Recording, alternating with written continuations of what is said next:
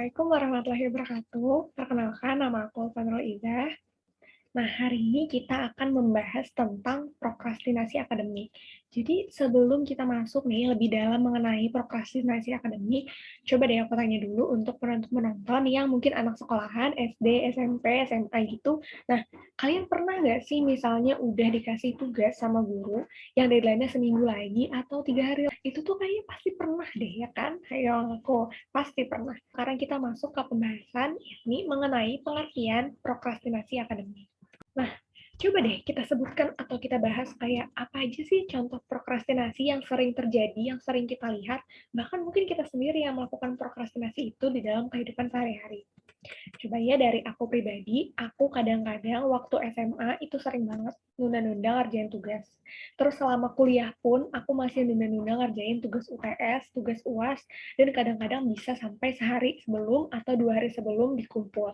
Dan itu benar-benar please jangan dicontoh karena aku lagi berusaha menguranginya. Nah, karena aku juga mengangkat pembahasan ini untuk video ini, yang mana aku jadi menggali lebih banyak tentang prokrastinasi, aku jadi banyak membaca tentang prokrastinasi, yang mana ternyata sangat merugikan loh untuk masa depanku.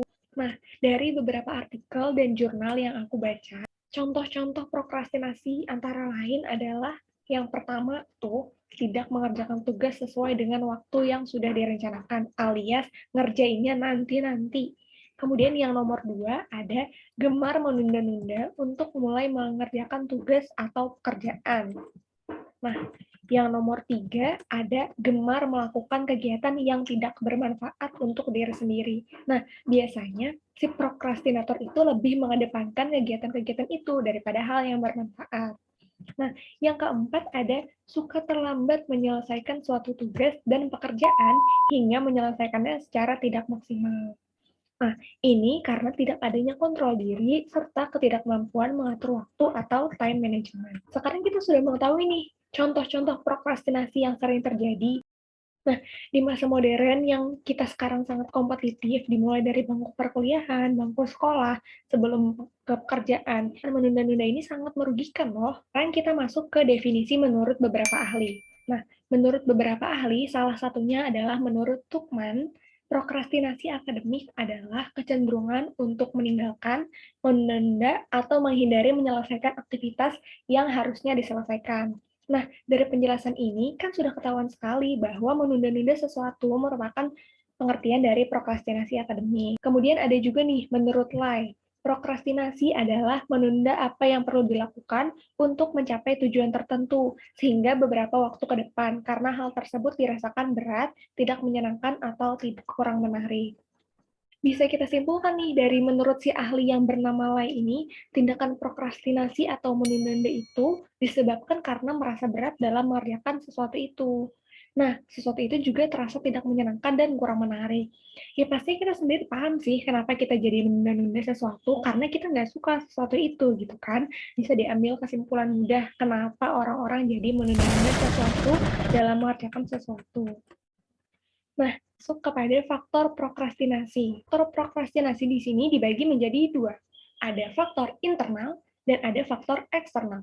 Nah, faktor internal contohnya kelelahan, kemudian mood yang buruk, yang tidak memiliki motivasi dan kehilangan semangat, tidak memiliki tujuan yang ingin dicapai, dan tidak memiliki pengaturan waktu yang baik.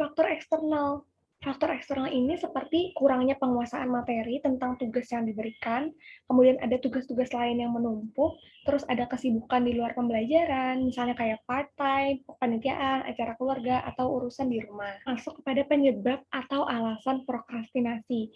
Nah, sekarang kita akan membahas alasan-alasan dan penyebab kenapa jadi manusia itu suka menunda-nunda mengerjakan tugas dari beberapa jurnal yang saya baca. Pertama, ada karena ada sesuatu yang lebih menyenangkan daripada sesuatu yang harus kita kerjakan. Kemudian yang kedua ada tidak memahami petunjuk atau maksud tugas yang harus dikerjakan. Yang nomor 3 ada tidak mengetahui dan menguasai materi yang berkaitan dengan tugas tersebut. Nah, kemudian yang paling terakhir, yang paling relate untuk kita semua yang seorang prokrastinator ini, tapi semoga kita semua segera berubah, adalah rasa malas dan tidak adanya motivasi.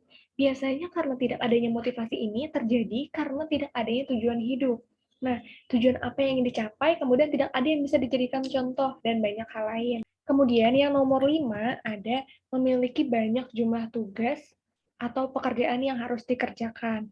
Nah, itulah 5 alasan krusial mengapa prokrastinasi akademik itu dapat terjadi. Setelah tadi definisi dan faktor, terus penyebabnya juga, sekarang kita masuk ke akibat. Nah, tadi aku mengatakan bahwa prokrastinasi akademik ini sangat merugikan, tidak hanya untuk diriku sendiri, tetapi juga untuk masa depan dan pendidikanku.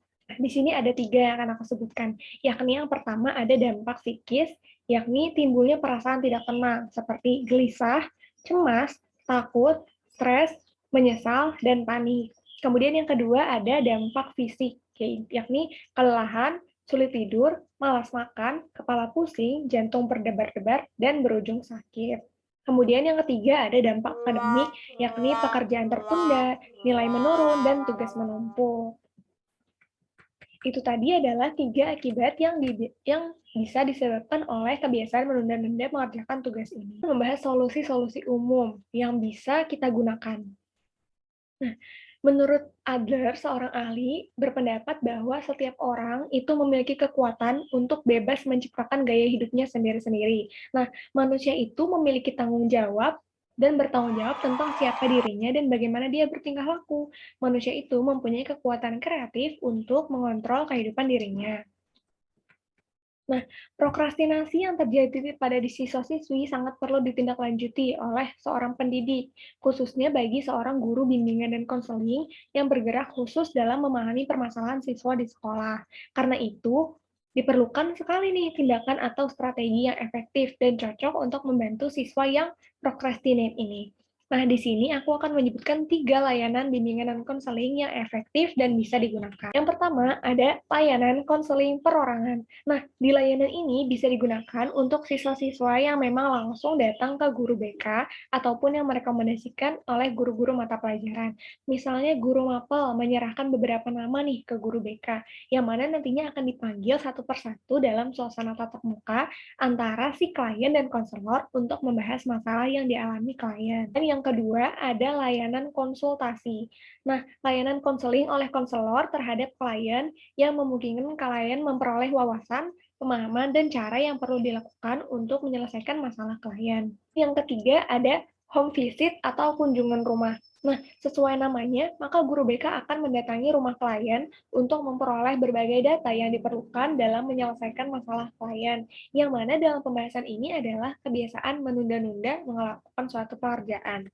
Menurut aku, dalam mengatasi kebiasaan menunda-nunda tugas ini, yang paling penting adalah kita harus mencari bagaimana caranya menumbuhkan semangat atau motivasi untuk mengerjakan tugas-tugas tersebut. Nah, motivasi itu kan ada karena adanya tujuan yang jelas dan terarah. Jadi ketika kita punya tujuan yang jelas, pasti kita akan mencari motivasi-motivasi yang menyemangati kita mencapai tujuan kita tersebut. Terus kita bisa juga nih, sambil mencari role model yang kita jadikan sebagai panutan dalam mencapai tujuan kita. Kemudian kalau kita merasa lelah, kita bisa beristirahat sebentar, mencari ketenangan, atau melakukan me time untuk membuat kita merasa santai sejenak, seperti jalan-jalan, atau membeli sesuatu yang kita mau, atau belanja, jajan, dan bermain game, dan sebagainya. Sehingga kita memiliki tenaga lagi untuk melakukan tugas-tugas kita. Ini adalah manajemen waktu, yakni pengaturan waktu yang baik dan harus disusun dari sekarang. Misalnya kita lihat dulu nih, kita kelompokkan dulu tugas-tugas kita yang deadline-nya paling dekat sampai yang paling lama. Atau bisa juga mengkelompokkan tugas-tugas dari tugas yang mudah hingga tugas yang sulit. Sehingga kita bisa nih mengerjakan tugas-tugas yang mudah terlebih dahulu. Misalnya dalam satu hari nih, sudah membuat jadwal, bangun misalnya jam 5, kemudian membersihkan rumah, mencuci baju, baru siap-siap untuk mengerjakan satu tugas. Kemudian beristirahat sampai beberapa menit. Tentukan sendiri, kemudian baru melanjutkan tugas-tugas selanjutnya. Nah, di tengah-tengah mengerjakan tugas itu, kita bisa memberikan waktu untuk diri kita sendiri melakukan break atau istirahat untuk mengalihkan fokus kita ke hal lain untuk mengisi tenaga sebelum melanjutkan kegiatan mengerjakan tugas lagi. Nah, mungkin itu saja penjelasan aku hari ini. Dari tadi awalnya kita sudah banyak sekali membahas mulai dari definisi prokrastinasi akademik, ada faktor internal, faktor eksternal, kemudian ada penyebabnya, kemudian ada contoh-contoh prokrastinasi yang sering kita temui, dan bahkan mungkin kita lakukan nih di kehidupan sehari-hari. Sampai terakhir kita membahas solusi yang bisa dilakukan oleh calon-calon guru BK dan solusi-solusi yang bisa dilakukan oleh diri kita sendiri untuk mengurangi prokrastinasi akademik. Oke, jadi cukup di sini saja video aku kali ini. Terima kasih untuk semua yang udah nonton. Semoga video ini dapat memberikan manfaat